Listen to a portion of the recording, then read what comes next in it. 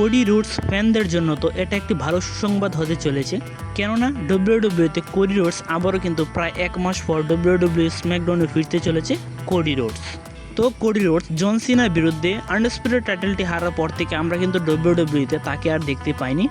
তো ফাইনালি সে নেক্সট স্ম্যাকডাউনে ফিরতে চলেছে এবং কি তার স্টোরি আবার কি জন সিনার সাথে শুরু হবে নাকি অন্য কোনো রেসলারদের বিরুদ্ধে শুরু হতে পারে তার বর্তমান স্টোরি। তো ধারণা করা হচ্ছে যে কোডি রোডস যদি মানি ইন দ্য ব্যাংকে কোনোভাবে কোয়ালিফাই বা মানি ইন দ্য ব্যাংকে যদি পৌঁছে যেতে পারে তাহলে সে এই বছর মানি ইন দ্য ব্যাংকটি জয়লাভ করতে পারে। তবে আমার মনে হয় না কোডি রোডসকে মানি ইন দ্য ব্যাংক বা এই ম্যাচটিতে ল্যাডার ম্যাচে তাকে ইনভলভ করা হবে। তো যাই হোক, কোডি রোডস যেহেতু ব্যাক করতে চলেছে সে কিন্তু চাইবে অবশ্যই তার আনডিসপিউটেড টাইটেলটি ফিরে পাওয়ার জন্য। হতে পারে আমরা মানি ইন দ্য ব্যাংক অথবা সামারস্ল্যামে কোডি রোডস ভার্সেস জন সিনার মধ্যে আরও একটি টাইটেল ম্যাচ দেখতে চলেছি খুব শীঘ্রই। এবং কি পরবর্তী র এবং কি স্ম্যাকডাউন থেকে শুরু হতে চলেছে মানি ইন দ্য ব্যাংকের কোয়ালিফাইং ম্যাচগুলো। তো নেক্সট স্ম্যাকডাউনে আমরা দেখতে চলেছি LA night versus solo seeker মধ্যে একটি qualifying match money in the ব্যাংকের জন্য। তো আমি ধারণা করছি যে এই ম্যাচটিতে হয়তো আমরা দেখতে পেলাম সোলো সিকাও জয়লাভ করতে সক্ষম হয়ে গেল এবং কি সে চলে গেল মানি ইন দ্য ব্যাংকের ল্যাডার ম্যাচে।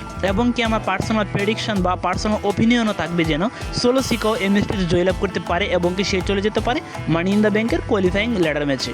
এবং কি বর্তমান সময়ে ডব্লিউডব্লিউ রেসলারদের মধ্যে ফিন বলারের সময়টা কিন্তু খুবই খারাপ যাচ্ছে। তাকে কিন্তু আমরা ম্যাচ জয়লাভ করতে দেখতেই পাচ্ছি না সিঙ্গেল ম্যাচগুলোতে। সে কিন্তু লাস্ট 20 ম্যাচে জয়লাভ করতে পেরেছে মাত্র 2টি। তো ফিন বেলার কিন্তু এখন পর্যন্ত ভালো ভালো ম্যাচ খেলছে বাট সে কিন্তু জয়লাভ করতে পারছে না। সে কিন্তু লাস্ট উইকগুলোতে বড় বড় রেসলারদের বিরুদ্ধে ম্যাচ খেলছে। লাস্ট উইক আমরা দেখতে পেয়েছি এজ স্টাইলের বিরুদ্ধেও কিন্তু সে ম্যাচ খেলেছিল, কিন্তু সে ম্যাচটিতে জয়লাভ করতে সক্ষম হয়নি। তো র এর এপিসোড থেকে হয়তো আমরা দেখতে পেলাম ফিন বেলার কিন্তু কোয়ালিফাই করতে পারে মানি ইন দ্য ব্যাংকের জন্য। তো সেখানে আমরা ল্যাডার ম্যাচে এই বছর ফিন বেলারকেও দেখতে পেতে পারি এবং কি এমনটা হতে পারে ফিন বেলার হতে পারে যে এই বছর মানি ইন দ্য ব্যাংক জয়লাভ করতে সক্ষম হলো এবং কি ডার্টি টমের বিরুদ্ধে সে মানি ইন দ্য ব্যাংক ক্যাশিং করতেও চাইলো। তো বর্তমান রিপোর্ট অনুযায়ী শোনা যাচ্ছে যে ফিন বেলার কিন্তু খুব শীঘ্রই জাজমেন্টের থেকে বেরিয়ে যাবে, জাজমেন্টের সাথে তার ব্রেকআপ হয়ে যাবে এবং কি সে খুব তাড়াতাড়ি ডার্টি টমকে হারিয়ে সে হয়ে যাবে আইসি চ্যাম্পিয়ন বা নিউ ইন্টারকন্টিনেন্টাল চ্যাম্পিয়ন।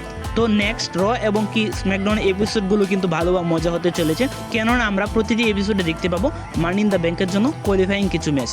তো আজকের ভিডিও এই পর্যন্তই। ভিডিও ভালো লাগলে অবশ্যই লাইক, কমেন্ট এবং কি সাবস্ক্রাইব করে পাশে থাকবেন। ধন্যবাদ সবাইকে।